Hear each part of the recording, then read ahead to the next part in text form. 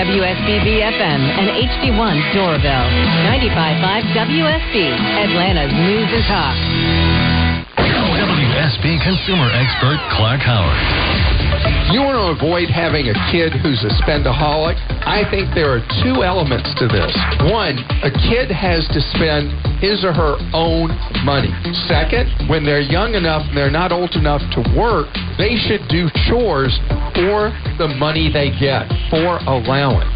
And the more you create a sense of value of money with your kids when they're really, really young, not always, because some kids are just wired as spenders, but most of the time you're going to find that you have a kid who grows into teenage years and into young adulthood with a much better sense about what money's about.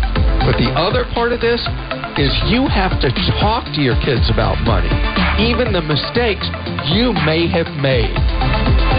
I'm Clark Howard.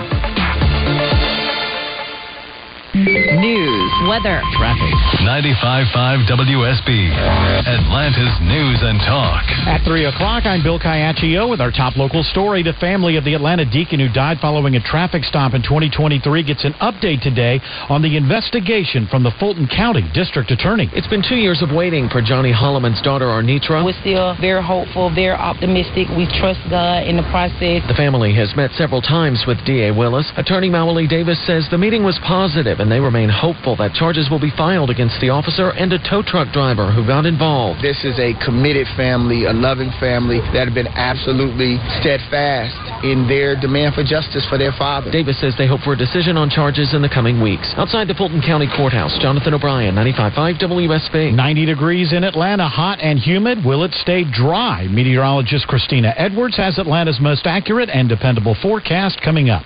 The grandfather of a 17-year-old girl accused of killing her mom and stepfather in Carroll County wants the teen released from jail. Sarah Grace Patrick recently turned herself in after receiving word warrants were being taken out against her for the February deaths of Kristen and James Brock. That's not an admission of guilt.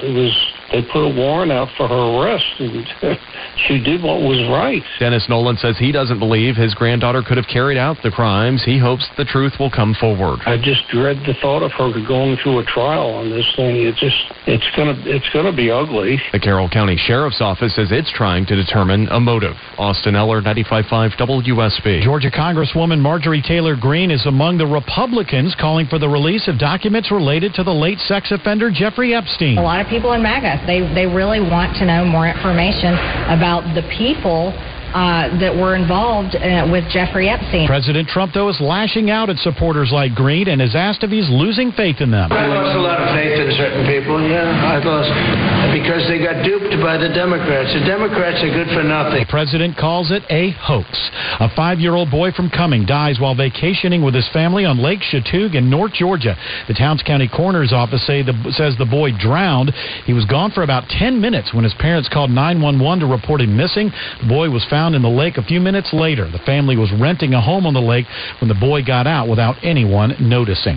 After 7 years, a key corridor in the heart of Atlanta connecting businesses and entertainment hubs reopens today. Better, smoother route throughout this city. Atlanta Mayor Andre Dickens says the Ted Turner Bridge on Martin Luther King Jr. Drive has a newly built viaduct and roadway linking Forsyth and Spring Streets. Drivers in the area say it should unclog surrounding streets. Several cats need a new home after they were left behind at a College Park apartment complex that's been condemned. Trying to find homes, we're putting quite a few of them up for adoption. Sydney Nettle Coates, a volunteer with Tri-Cities Friends of Kitties, says people had to leave their cats behind in the chaos exiting Chelsea Gardens.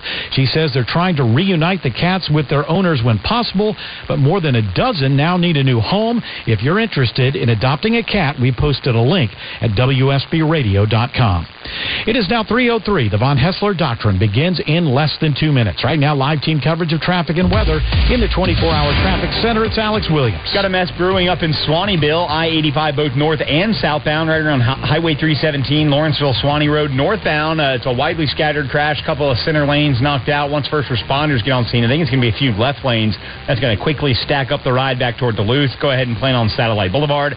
85 southbound, they're also reporting a crash blocking at least one lane, so slow in both directions there. Elsewhere, if you're traveling 316 westbound, still got that right lane construction out of Lawrenceville.